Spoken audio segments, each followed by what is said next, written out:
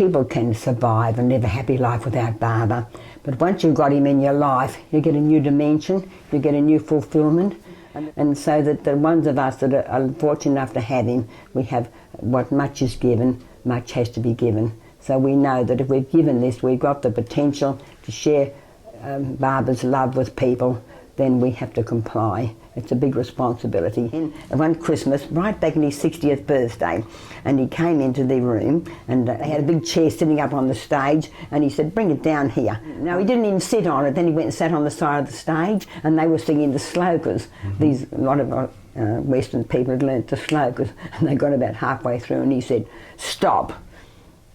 Sing Silent Night. And we had an interview the first time we came, which was quite remarkable. And I had my mother with me. Do you remember the year? Yeah, it was 81. We all got together and he sat down. He said, any spiritual questions? And of course everybody was just struck dumb in those days. We didn't, and not a word. And he said, don't you speak Australian?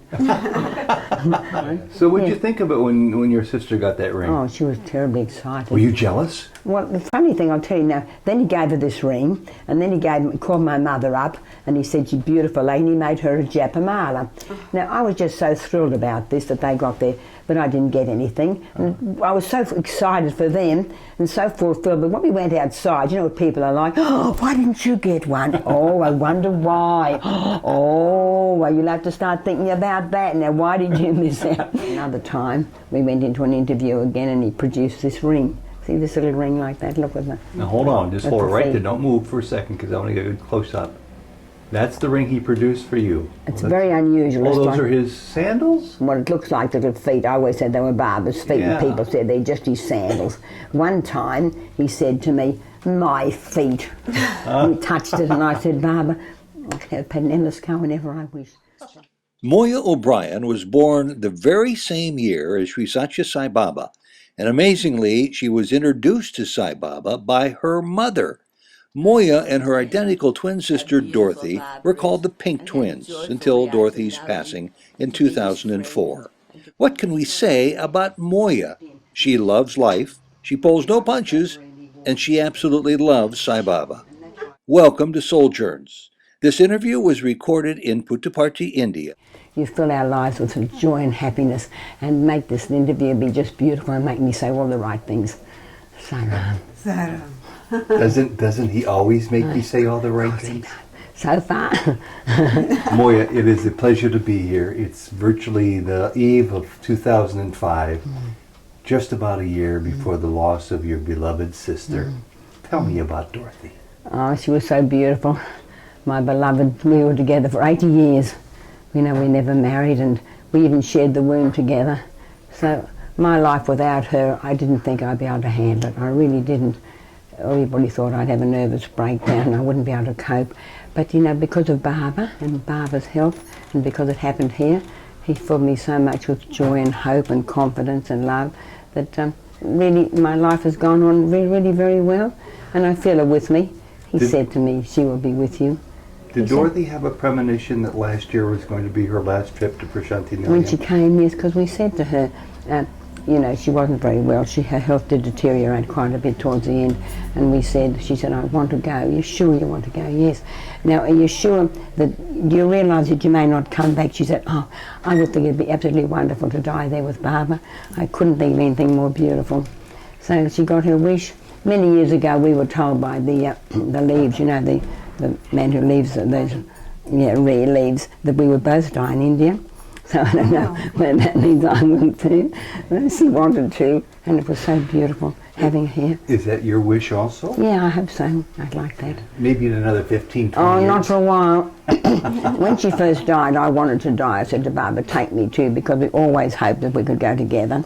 We always planned we'd go together, and people would say, well, I hope you realise that could mean a violent death, and our plane accident or something. We said, no, one night we're just going to go to sleep and we're going to say, Baba, this is tonight, take us away tonight. And we hoped we would just drift off together into Baba's arms. But of course, life's not like that, is it? So 80 years to be with a twin sister is an enormous amount of time. Yes. What's it been like this past year to be on your own? Well, it could have been very lonely, it could have been very sad, but Baba said to me when I first, after she died, I went to the interview and he said to me, he put his hands out and he took my hands and he said, "Oh, you feel so alone," he said. "You have been together all your lives. You've worked together, you've lived together, you've come here together, and now you feel alone because she's no longer with you. But you are not alone because I'm with you. I am with you, I am around you, I'm all around you, and I will be with you always. I won't stay with you, I won't leave you. I'll come home and I'll be in your house with you, and I will give you everything you need. I will give you strength, I will give you courage, I will give you upliftment, I will give you fulfillment, I will give you everything that you need. I will give you achievement, and I will give you love." And he said, "And whenever you feel sad or lonely," this was her ring that he gave her right back in 81. And when he went to the hospital to see her, he touched it and he blessed it, and then he saw it on my hand and he said, "Her ring," quite sadly. But then he looked and he said to me, "And whenever you feel sad or lonely, you just look in that ring and both she and I will be in there to help you." And have you done that? I have, and that's why my life went so well. I went back home. He said, "While I was here with Barbara, I got a special energy," and I said that to Barbara. "I feel while I'm here with you, I feel safe, but I'm a little bit afraid what'll happen when I go home." And that's when he said, "Well, I'll be with you." And when I went back home, instead of having my old life with a big hole in it, it was a whole new life. Different people came to me in different energies, and just incredible. I went away for weekends, and it wasn't my life at all alone and empty. There was always something there. And whenever I thought about her, and I felt this, I always felt the sadness was there, but I kept it under control. Tell her to keep Shut the door there. Tell her to. Yeah. Just shut the door. There we go. Go shopping. Okay. But that was not. Nope, I can cut that out. Don't worry. Tell her to go shopping now. And so what was, and he said, so he said, but that's when he said, "I'll be with you." And it has, and it really has. And he said to me, "You go back to work." I said, "Can I give up work now, Barbara? We've got a good manager at Swara." He said, "Yes," but he said, "You still have a vital role there. You go back and you work. And what is your daily job there? Well, I go there every day. I'm part of the team that runs the place, and we're trying to keep running it the way that Dorothy did, and exactly the same as we did it together. And I'm on the committee. I'm the chairperson of the committee now, so I really have a very important role there. So we have a lovely little manager now. So he's not giving you any time off for good behavior? No. And when Dorothy died, he said, when he said to me in the interview, this was a very good life for her, and no more births for her. And I said to him, "And Barbara, will this be my last birth?" He didn't answer me. So I think I've still got to earn it. I think it depends on what happens from now on. But no more for Dorothy? No more. Isn't that wonderful? Oh, it must make you feel very good for her. I know. And I said, "Where is she, Barbara?" He said, "With me, here with me." And I said to him, "Barbara, is it all right to keep calling her back? People say that that we should let her go on, not to hold her back in the astral." He said, "No, you call her back. She wants to come back. She's with you. She is with you. She's with you now," he said. Oh. She will help you. She will be with you. Has she given you any signs, any thoughts, any words at all? Well, I haven't been, I'm not clairvoyant. I haven't been able to see her. Some people have seen her. Really?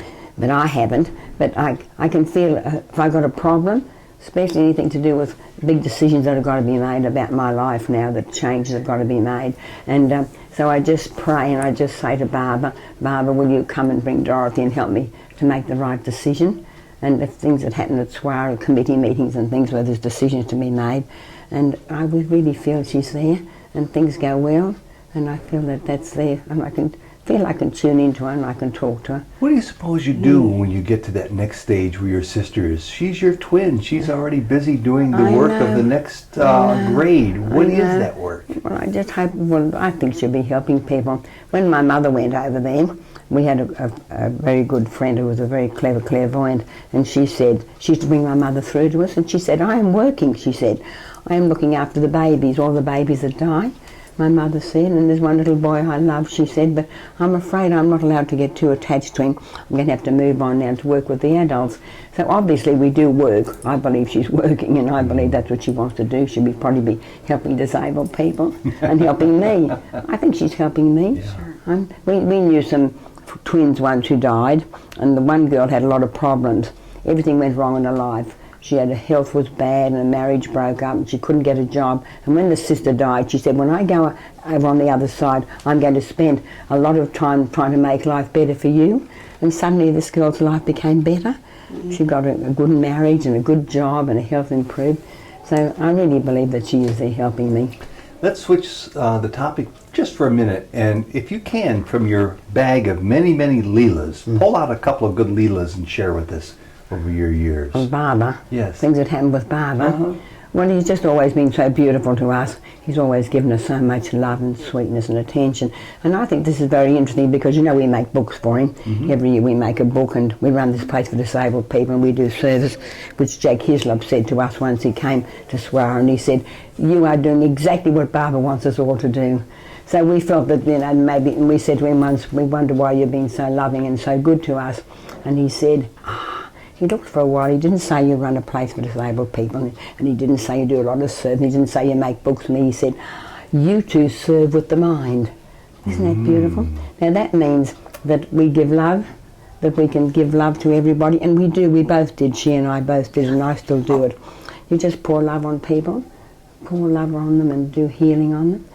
That's a nice thing, isn't it? How do you do healing on people? Yes. How do you do that? Well, more absent healing. I just visualise their faces, and then I say to Baba, please bring healing to them. And then if they're sad, I try and visualise the light, and suddenly their face lightens up, and you feel that there's something coming in. But we do understand that people cannot always be healed, because if they've chosen that which we believe they have for their spiritual growth, they can't take it away. Baba can't take it away.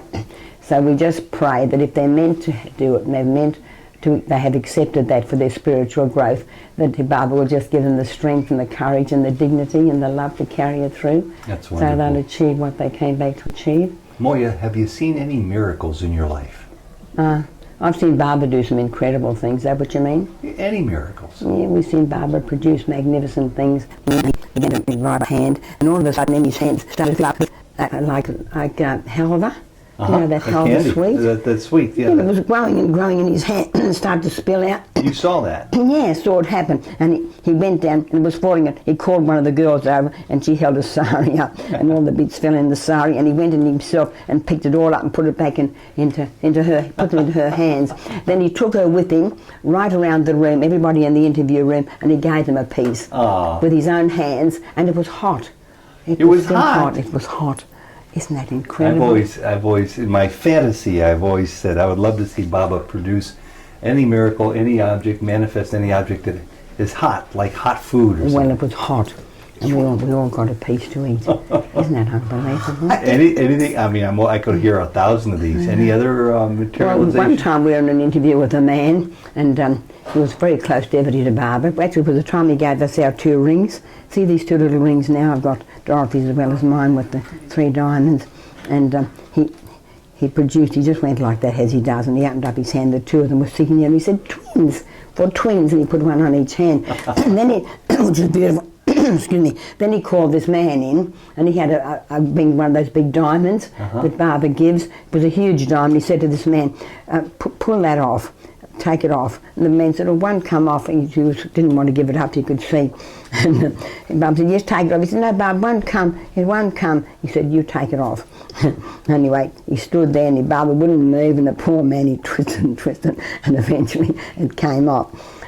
And he changed it into, and he's right in front of us all, into one of those rings, you know, with the 9 planets. And he put it on the man's hand. And then he took him into the private room for an interview on his own. And after a while he came out and he came to the door and he said, he doesn't like my ring.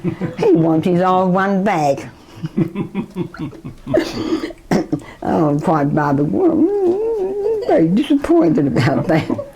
So he came out, he said, come back out. And he took the ring, the big ring with the 4 planets, and he held it up like that, and he blew on it, just like that in front of us all. And he opened up his hand, it was the old ring was sitting there in his hand. And it was, and he showed to all of us, and it was the old ring, because you could see it was a bit scratched, and the gold was a bit dull. And he put it on his hand. Everybody must have gasped. Oh, we couldn't believe it. But actually happened in front of us in mid-air. It's quite amazing, really. Now, what about some of the other miracles that we hear from time to time? In fact, I was just talking to a gentleman today. Apparently 4 months ago, there was a young man here from Europe with AIDS, and Baba cured him. Are you aware of, are you familiar with miracles of that nature? Oh, yes. Well, you know, he healed Dorothy once. We were here the first time many years ago, and Dorothy was she was in a wheelchair, very bad arthritis, and I was on crutches because I had broken the neck of my femur. And we came to Baba, struggled in on the crutches in the wheelchair, and he took us in, and he said to Dorothy, he said, you are in a lot of pain, and he said, you like something? She said, Baba would like some healing. And he said, Moiya, she said, Moiya too. He said, but she's not like you, no comparison. But he said, but I will heal you both. So he got Dorothy up. He said, can you stand up? And she said, if you help me, Baba, I can. And he stood her. She hadn't walked for a long time, and he stood her up, and he lifted her up, sort of stood her up, and then he said, now can you walk? And she said, Baba, with your help I can do anything. And he took her hand and he walked her. We walked her out, and she walked all the way back from the Mandir up to here, all the way up. She was healed? Yes. Oh my goodness. Quite incredible. Well, that went on for a few years, and then she began to deteriorate again. So then we came back here. You were here 2 years ago, and even then he helped her a lot. He didn't cure her, but she went back a lot better than what she came. And then of course we hoped then might hope that this would happen again this year, but it didn't. But he was just beautiful. Though he went to the hospital, he was so beautiful too. Have you figured out why you're here? Have you figured out the meaning of life yet? Oh yes, we know why we're here. We're here because Baba's called us for his mission, and his mission is so simple. It sounds very complex. The mission really is for us, not for him. And all it is really is for us to understand who we are, to understand our divinity and that we're all part of him, and then to achieve what we can to really finally be merged with that divinity again, become ourselves, become whole again. And while we're doing that, we have a responsibility to help anybody we can on the way. That's where the mission comes in. So we're not doing it just selfishly for ourselves. We're doing it so that with our energy that we're building up with his love, that we can help other people. So the $64 question, who is Moiya?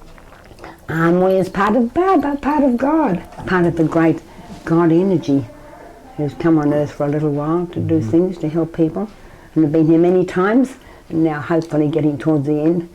Do you have any idea who you were in previous lifetimes? Yes, I've had a few people have told me who I was. Apparently one of my earlier incarnations I was told that I was in ancient Egypt, and that I was married to the king, and that I was and that I had come through. I'd gone through a very hard initiation, but I'd come through. But I died young, and that Dorothy was there, and she was a nursemaid to my children. Really? And that after I died, she took over the children and became the companion, the confidant of the king. Oh, yeah, my name was Anathea. Anathea. Yes. I suppose that's true. I'd like to hear that. Yeah. And then someone else came and told us that we were with Shirdi. And we were never really sure, but we thought we were. This lady said to me, and she was very close to Barbara, and she said to me, I can only do readings when the atmosphere is right. And one night there was a big storm, and the sky was black, and the energy was so intense. She said, I could do a reading now. And she said to me, you were with Barbara, with Shirdi, when he was Shirdi. And she said, you were very close to him. You used to wash his arms. And she said, you were a high-class Muslim. That's interesting, isn't it? It's very interesting. Very interesting. Anyway, you were with him when he died. Well, but that's what she told me that night. Had that other man, when he read our leaves, he told us too. Right. But just this time, I said to Barbara, the last interview, Barbara, was I with you when you were Shirdi? He said, oh yes, we were together, and sister too. Oh, that really? So that's the verification. Oh, that must have made you feel very, very good. Delighted. And I think once he said to some people, when I give some people more attention than others, he said, you have to understand that we have been together in other lives. We've worked together. Well, if he said this is Dorothy's last lifetime and you're not sure about your own, you might be back again with Prima Sai. I might too, but that's not a bad proposition. No, I know. But Dorothy could come back. They say once you do merge, that you can come back if you want to. And remember, like Vivekananda has been back 3 times. If you feel you can do something on the earth and you can come back. So So as we were always told, we were twin souls and we had many lives together, and we chose to come together because in that way we could achieve more. We could achieve more spiritually as a team. So I think if I come back, I want her to come back with me. So what I'd like to think that I go over there, but I do what I have to do between now and when I leave my body. I have to earn it, obviously. I haven't earned it yet. And that when I get there, then we can decide together. We may come back with Prima Sai. Be nice, wouldn't it? Moiya, does anything ever get you down? Sometimes when I think about Dorothy, I look at her bed, she's in the bed with me, and I look across and I think I would give anything in the world if I could see her little blonde head on that pillow. And then sometimes when there's a big decision to make, I've had to do a lot of changing with my life, and all the properties had to be reorganised, and a lot of big decisions, and I think, oh, if only I had her with me. Yeah. But then I feel I could really cry. Sometimes I cry, not very often, but I suppose she'd be disappointed if I didn't shed a few tears for her. It's not a bad thing to cry. No, I know. Yeah. But normally I can keep it well under control, because when I do feel this sadness sweeping over me, I suddenly visualise Baba talking to me. Baba so sweetly, beautiful. And during those moments, what does he say to you? He said, yes, I'm with you, I will help you. I promised I would help you, I won't let you down. I said I wouldn't leave you, I said I would be with you. That's beautiful. Is Moiya to the part of her life where she ever wakes up feeling blue or depressed? Yes, I do. Sometimes I wake up. And when you wake up with a cold or the flu or a bad ache and pain in the back, how do you process that? How do you get through that? Just pray and say, Baba, I need your help, I need your strength, and I need your energy. You said you'd help me. And try to look at the good things, try to uplift your spirits and say, look, I'm not going to think about the bad things, I'm not going to think about the pains and the aches, I'm going to think about all the good things in my life, the good things that have happened to me, and the good things that are going to happen to me. And then I've got to make other people happy. So if that's what I want to do in life, my object in life is to make life sweeter for other people. So how can I do it if I myself am depressed? So I have to get myself in a good state before I go to soiree every morning. I've got to pray and get myself happy so that I can walk in and be full of smiles. Baba said to somebody once, but just recently, he said, do not pour your woes and problems into another person's ear. He said, because they too have their problems, and they are trying to cope with that, so why burden them with yours? But he said, if you are happy and you are bright and you are helpful to these people and you try to encourage them and uplift them, they too can absorb some of your exhilaration. Isn't that nice? Well, everybody, I think, absorbs your exhilaration because it's not just in the tone of your voice, it's in the sparkle of your eyes, it's in your warm embrace. You embrace everybody I see around you. I know. And so it's like triple blessings for anybody who comes into your path. It's an interesting thing. When Baba gave Dorothy this ring all those years ago, he said to her, for you this is the simple life. No more, no yoga, no yana, no ritual. You just love, love, love, and touch, touch, touch. Now, she always loved people and touched people. Now, I've always loved touching people. It's just that I have a real urge to, sometimes I think I have to hold back, because I... Don't ever hold back with me. No, but the funny thing, since I've had her ring, that's even become intensified. That feeling of wanting to hug people. And I walk in the morning and all the little ladies are sitting on the bench. And they're looking so sad. And I've got such an urge, and I reach over and I touch their hand, and they look up and they smile. Yeah. And it's just, I feel that maybe this lovely urge to love to touch people. That's a gift you have, because that's real. Whenever anybody, I think, touches their hand or their shoulder, and suddenly they look up and they smile. It's lovely, isn't it? Well, you have so many talents and gifts. What's your strongest talent? What's your biggest gift? I guess the ability to love. I can love, it's so easy to love. People say to me, but how can you love? How can you love everybody? I mean, I even love the poor people, like the poor old Saddam and old, Bin Laden and old Bush. I don't know whether you like Bush. It's a touchy subject. But the people... Is that a big test for you? The people, but what I can do, if you can't feel real love for them, you can feel compassion, because you think that what they're doing, I mean, they're beautiful souls, they're beautiful bright lights, and they've come on earth, and something to do with other lives, and this life, the circumstances have clouded them over, and they've got to break through that. And if they don't even understand, it's even sadder. We're the lucky ones who know, but if they don't know this, what they've got to go through to get back to what they were. So you can feel compassion, and then compassion's the nearest to love. And I can feel that when I hear about anybody being caught or criminals, I think, oh, I'm sad for them. I put love around them. Before Baba came to your life, did you have this much love? Did you give this much love to people? Oh, well, we've always loved people, even as children. My mum tells lovely stories about how we used to bring little kids home and we used to share all our clothes with other kids. But it became more intense with Baba, and it became a more fulfilling love. It was a love that became deeper and a more spiritual love, that you just didn't love them because you felt sorry for them, which I suppose, but that you just love them because of what they are and their light and their beauty and what they've got to go through. When I see people sometimes coming up and eating and having their little cups of tea down there lining up, and I just feel so much love. I could put love around everybody there. Someone said to me once, how do you even, I can't even love Baba. I like him, I respect him, but I don't feel real love for him. And you know what I said? People laugh at me. All you've got to do is sing English budgeons, because English budgeons are so beautiful, aren't they? Yeah. Some of those words of English budgeons. Oh, and if you're thinking of that and you believe what you're singing, you just have to love him. Yeah. Beautiful. Some people even think of English Christmas carols as budgeons. I know, it's true. I love that. And you know, Baba loves it. Baba loves Silent Night. I was in an interview one Christmas, right back in his 60th birthday, and he came into the room, and it was in that little room. That's almost 20 years ago. Yeah, 20 years ago. And he came into the room. And the little marriage hall over at Brindavan, and they had a big chair sitting up on the stage, and he said, bring it down here on the floor, I want to mix with people. And he sat there, and he was sitting. No, he didn't even sit on it. Then he went and sat on the side of the stage, and they were singing the slokas. A lot of Western people had learnt the slokas, and they got about halfway through, and he said, "Stop. Sing Silent Night."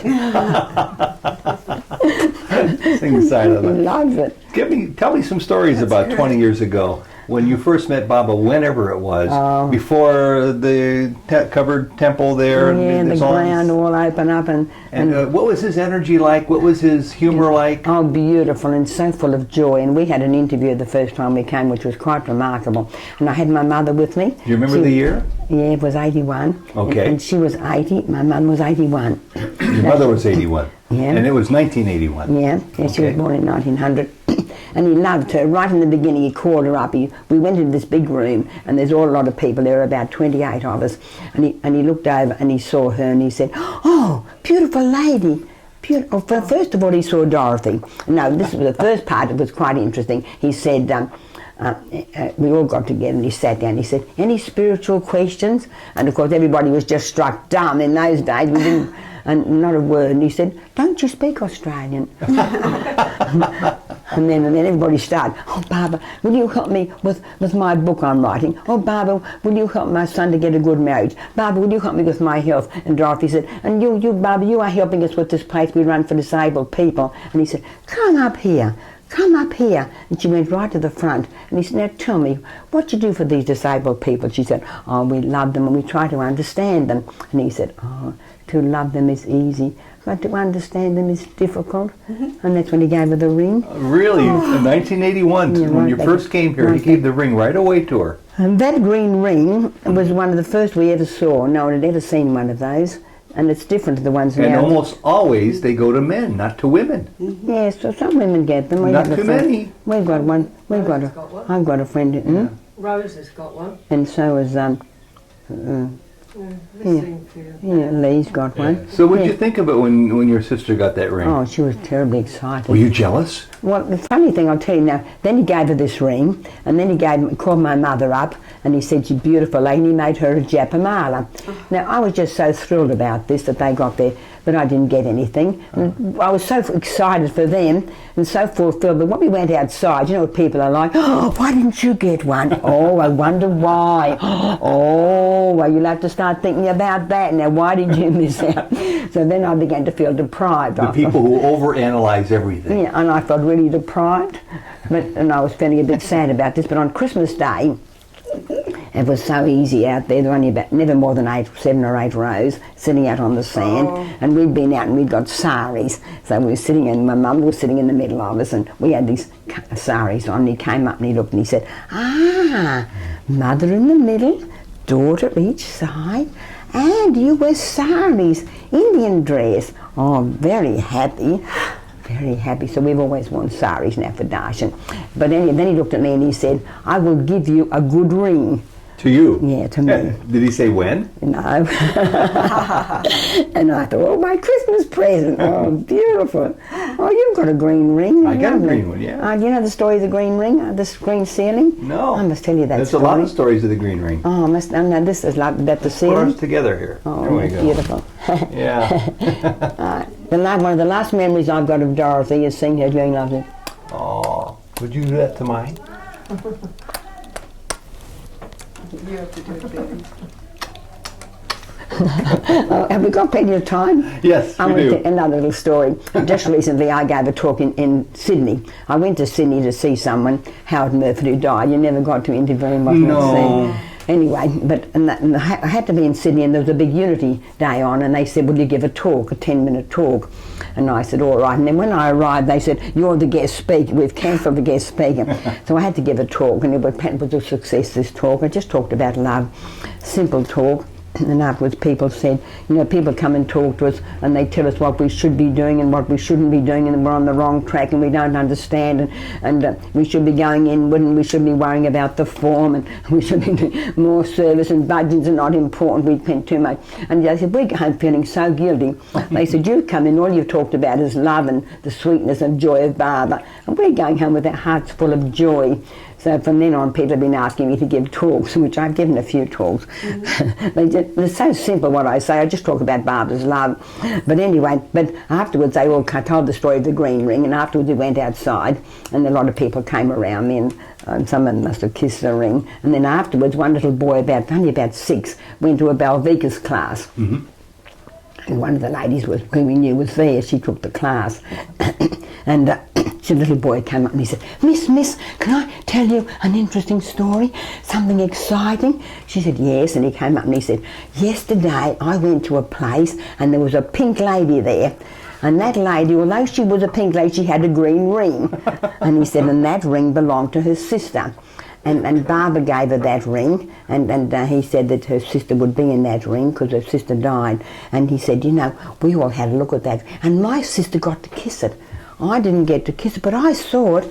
But you know what? From now on, our family is always going to be blessed because my sister kissed that ring. Oh, isn't that sweet? It's high. That's a wonderful sweet story. You must have 1,000 stories like this. And I must tell you the story of the green ring. Mm-hmm. One day a man came to our door.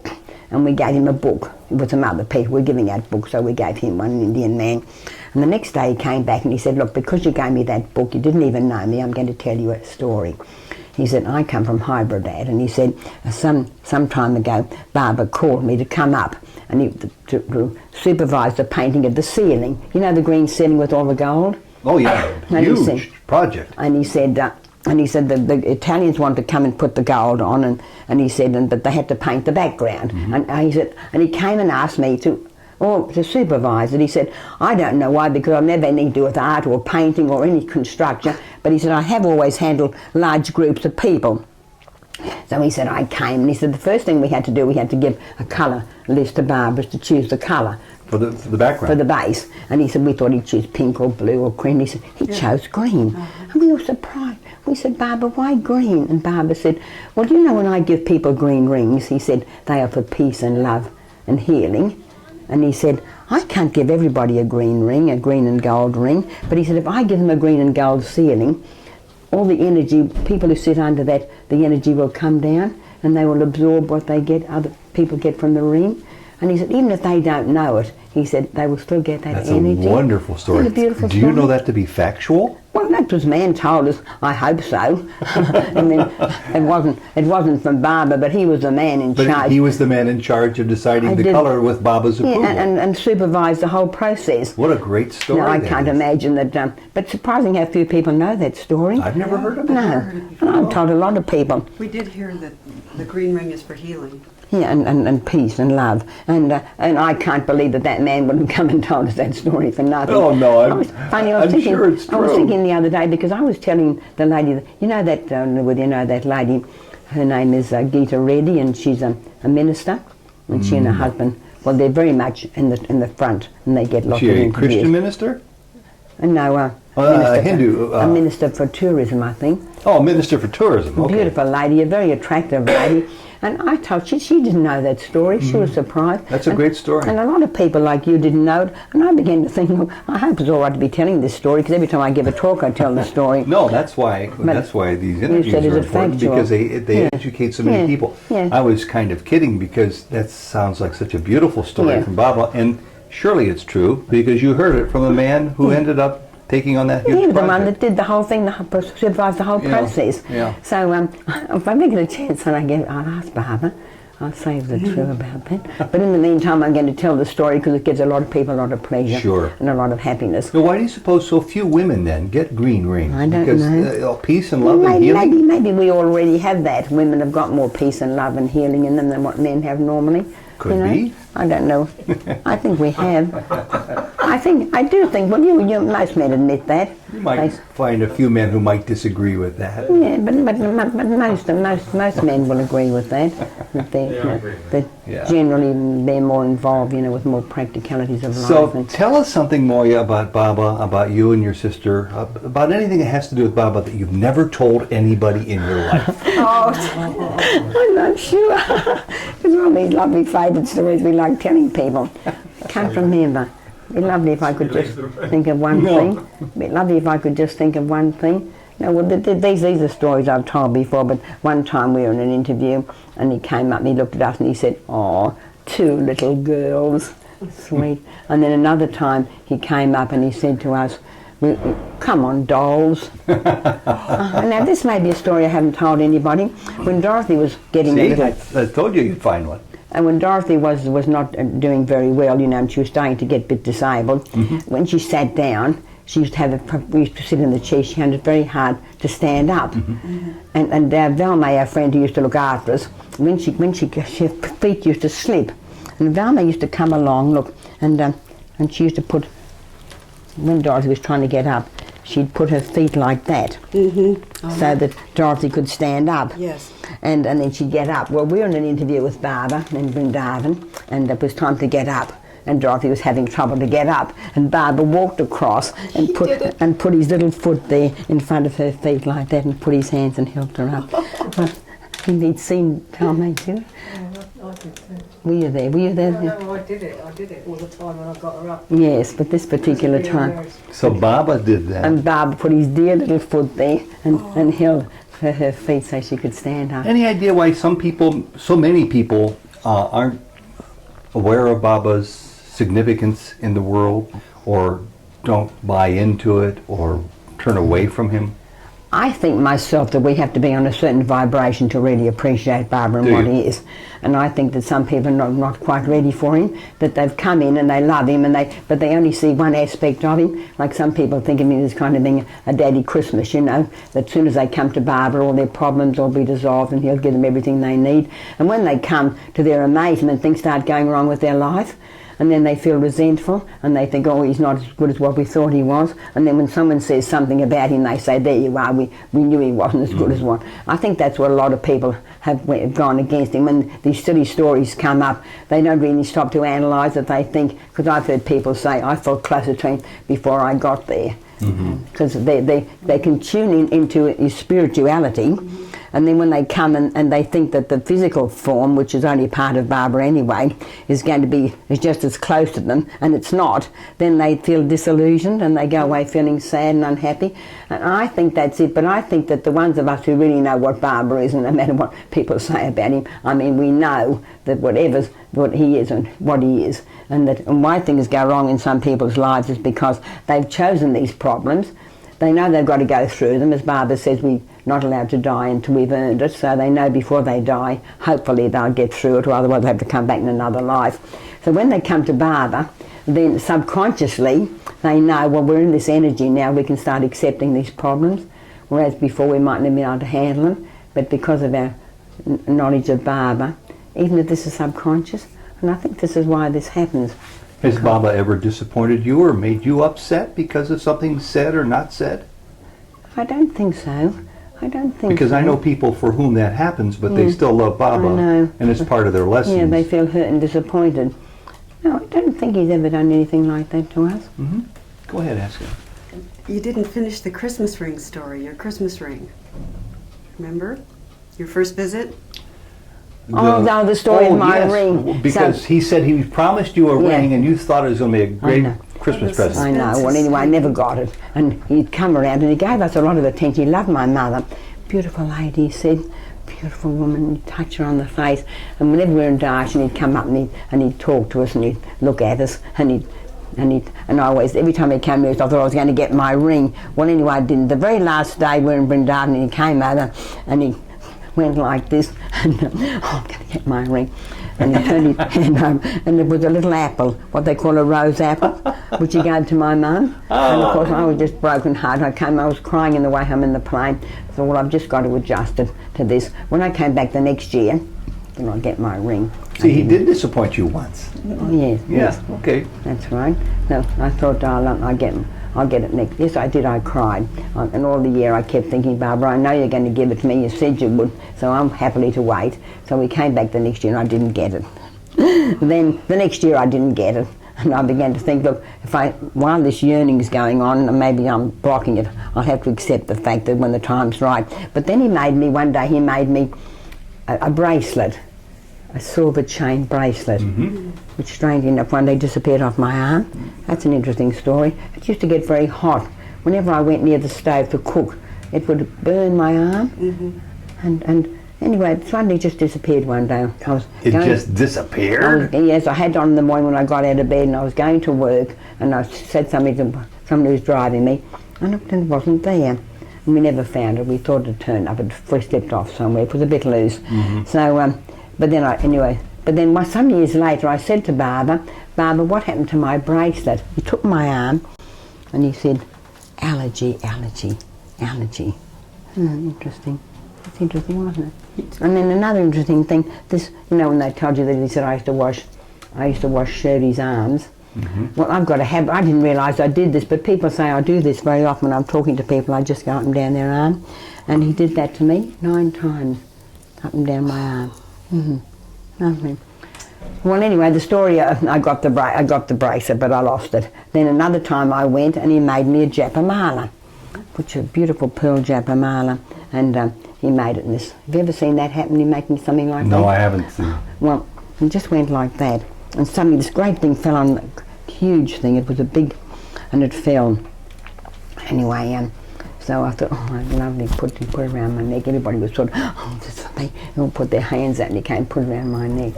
That's beautiful. But anyway, that's kept breaking, so I don't wear it anymore. Anyway, so I just said, well, that's it must have meant a ring for my neck. Anyway, but then eventually, a little bit later, another time, we went into an interview again and he produced this ring. See this little ring like that? Look at that. Now hold on, just hold it right there. Don't move for a second because I want to get a good close up. That's the ring he produced for you. It's very unusual. Oh, those are his sandals? Well, it looks like little feet. I always said they were Barbara's feet, and people said they're just his sandals. One time he said to me, my feet. He touched it and I said, Barbara, I can have Penellisco whenever I wish. That was when he gave me to everybody. Sure. And he laughed, my feet, isn't that beautiful? Anyway, he gave me this ring he produced and he sent it all around the room and everybody was hoping they were going to get it. I happened to be sitting in the front row and he came and he put it on my finger. So I got my ring, and when he gave Dorothy this green ring, he said, if you put this on the hands and the feet of your disabled people, it will help them. He didn't say to cure them, so when I got my ring, I said, Barbara, can I put this on the hands and feet to help the disabled people? He said, that ring is for you. And it's a very unusual ring. Not many people have ever seen that one. I want to take a close-up of this one more time. Yes, so just move into it. There, that's beautiful. It's a very unusual ring. Yeah. I've never seen something like this. No. So, is it a ring of his feet, or is it sandals? Well, he said my feet, so it's obviously my feet, he said. Yeah. Oh, that's wonderful. Thank you. Thank you. So I got it. But I had to wait about 6 years for it. You never know what you'll do eventually. But as I said, I got it. I love it. So I've got 4 rings. I've got Dorothy's 2 rings and my 2. I'm blessed. Boy, you are blessed. Yeah. And I love them. Yeah. And it could bring you another 25 years of good health, too. Oh, I think so. I think I'm going to stay around a bit longer. You know, there's a woman here who's 106 years old. Is she? And I found out today where she lives. In the house. And she was 18 years old when she came to Shirdi Sai Baba. And she's still around. She's still around. Oh, isn't that fascinating? So, so who knows how many lessons you have to teach yet, and how many people you have to reach yet. If you had, I know what your first lesson would be. It would be about love. So let me ask you, what would your second lesson be to a newcomer asking you to teach them about Sai Baba? Well, first of all, to understand that what he is, that you know that he's part of everything and that we're all part of him, and that this is what our true spirituality is all about and what his mission is, that we have to get back to what we were, and that's what life's all about, really. So that the sooner, if we have to work out the last of our karma before we get there, so that's why most lives are fairly difficult, and that if we understand this, then we're grateful for things and be grateful for them, and then also to love, to do service, which is very important, and not only just servicing, like if you're disabled or you get a bit old and you haven't got a lot of energy, just do service with the mind. I think that's so important, eh?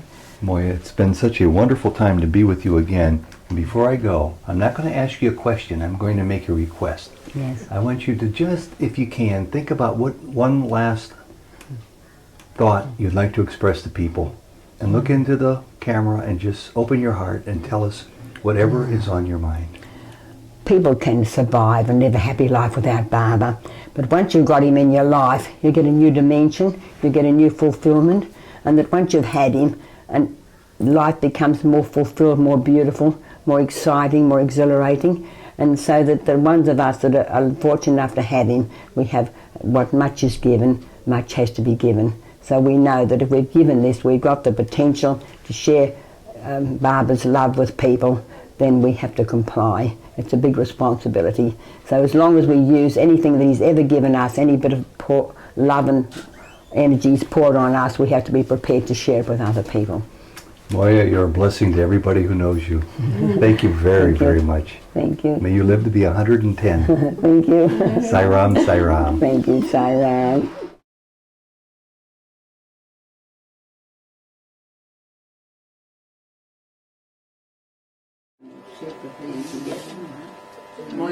Moiya takes no favour.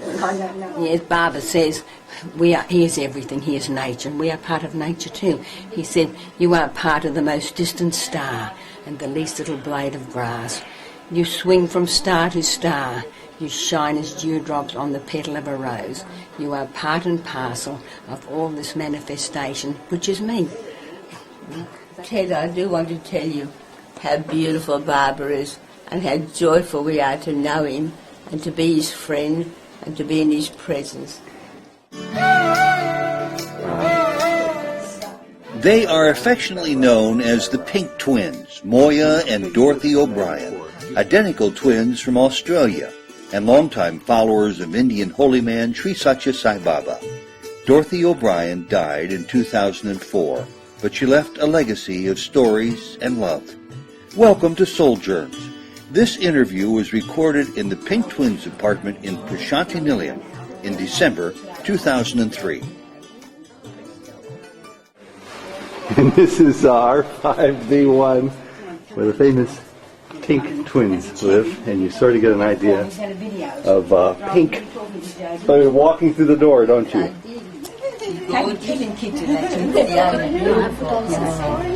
And I love your saris. I'm sorry, It's a Punjabi. Dorothy, she wore that pink specially for us today. Oh, That's sweet. I love it. They call us the Pink Twins, you know. I know that.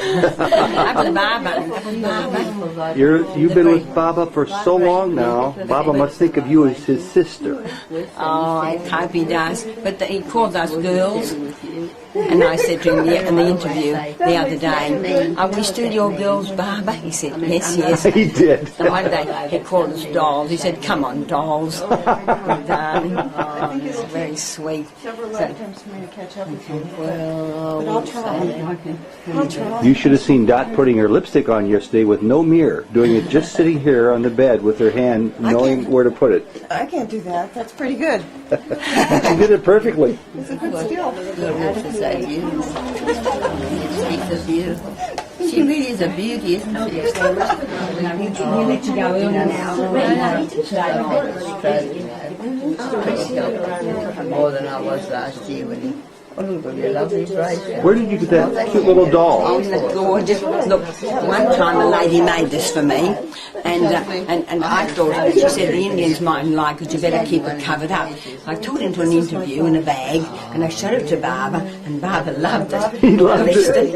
And then when we went into the outer Told room, her to give it to me. I had it on my lap in a bag, and he leaned over and he picked the bag up, he took it out and he went like this right across the room.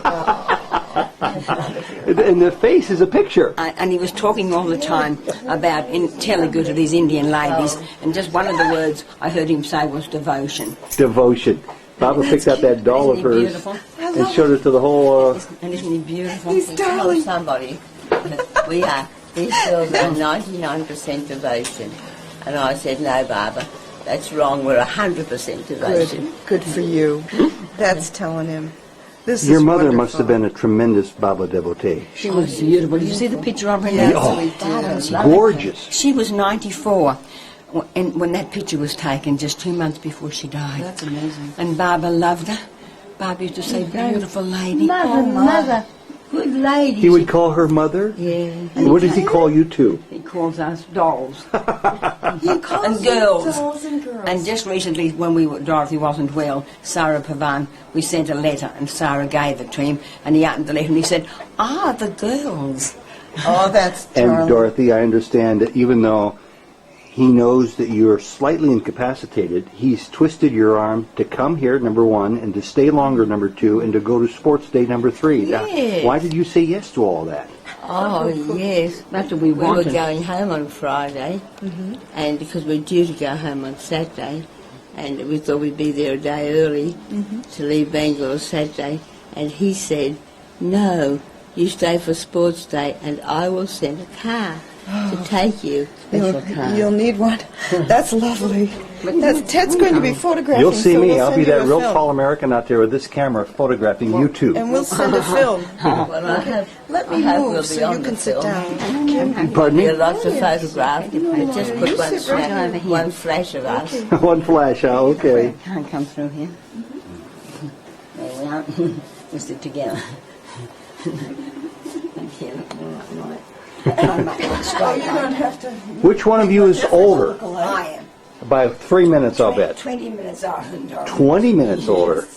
And Ted, I do want to tell you how beautiful Baba is and how joyful we are to know him and to be his friend and to be in his presence. What was your feeling when you first laid eyes on his form? Oh, we had a feeling when we first laid eyes on him. It's incredible, the joy that welled our hearts. And how about you, Moiya? Yeah, we had a feeling as though we'd known him before. We said, this is what we've been waiting for all our lives. Suddenly he was there. And this is what we've been looking for because we were brought up as There's a book Catholics. about And we our love So our was I. religion. We talked about that yesterday. And we still believe we are Catholics and we love our religion, but suddenly always something lacking. People We felt, do. and then suddenly we met Baba Baba. said We it's thought a this very is nice it. book. This is a complete And you like the fulfillment orange of book? everything we've ever wanted and ever needed. Did you ever have any doubts? Did you ever have any reservation about it? Never, not from the very moment. The first time we ever saw him was on a film, a Richard Bock film, and he stood on the balcony, and our heart just turned over. It was the most incredible experience. This was in Australia, and this was right back in the 70s, and we said, we must go to see him. We must go and see him. And a year later we came, Oh, that's... and as soon as we saw him, our hearts just melted. Oh. How long you And it has ever since. And we just adore him. Oh, that's great. You know, I think I'm hearing this story in stereo. I need 4 sets of microphones here. Same day you're leaving. Sorry. I'm hearing this story in stereo, and I need 2 separate channels so people can hear both ends of the conversation. well. You've been a naughty girl. Well, our story is full of bliss and joy. There's not one thing that I could say about our association with Baba that hasn't been wonderful. Have you ever been depressed or down or blue since meeting Baba? No, you couldn't. Have you ever had any doubts about Baba? Never.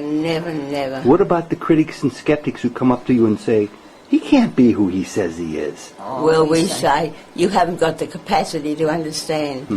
Your heart's not big enough to We realise. say you're not advanced enough to understand. And when you're away from Puttaparthi, when you're there in Brisbane, Australia, many thousands of miles away, and many days and weeks and months go by, does Baba leave your heart? No, we feel him with us all the time. We know he's there. We feel him in our house. We feel him in our heart. He said to us once, I am with you all the time. I am in your house with you. And when we make these books we make, he said to us, you know, you've seen the books with the collage and the pictures. He said to us, I see you sitting there working on my books, cutting, pasting, and putting barb into little windows and putting flowers all around him. That's Do you how- talk to him? So we Yeah, said, yes, well, in our hearts all we the better time. keep the room tidy because he looks in on us. I remember my old aunts, they were brought up very strict religious Bible people, and they always said, you've got to keep our house clean for the day the Lord comes. Yes. But they had it all wrong. but we got the Lord coming to our house anyway. All the time. And at one time, Ted, he said to us, we were leaving that day, and we were very tearful. He said, don't cry. I won't leave you.